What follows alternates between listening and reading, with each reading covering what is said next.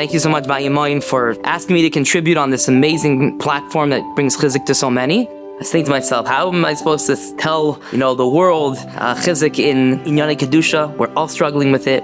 I said, I need something, a good story that maybe everyone could relate to. And I was sitting with a Rebbe in my yeshiva Katana, by recess last week, and he told me a maisa, and I was thinking to myself that this is something I think we can learn from. And he said that he was teaching, he often says stories of Gedolim to his third grade Talmidim, and he said a story with Rabbi Leib Steinman.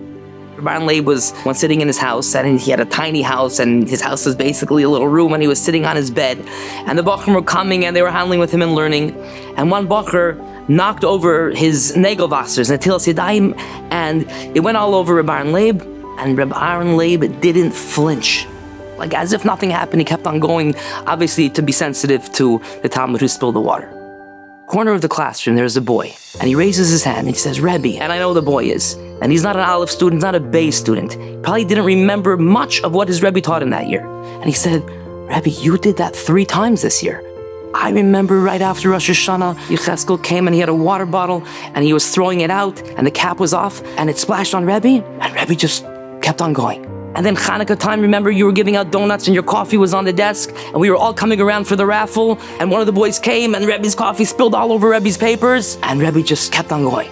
And then I remember also right after Tu B'Shvat when you were doing recess duty and one of the boys caught the football and smashed right into Rebbe, knocked Rebbe over, and nothing happened.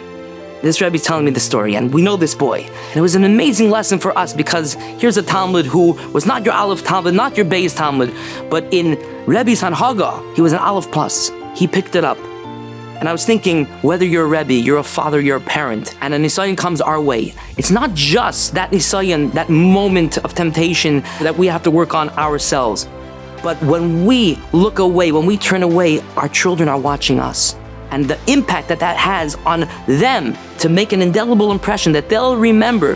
When my father was driving the car and this came across the street, he kept on going. When my father was on the computer and this flashed across the screen, he totally disregarded it. Anything like that, it's not just the Nisayan itself, but the impact that it can have for so many of our children, generations to come, could be incredible.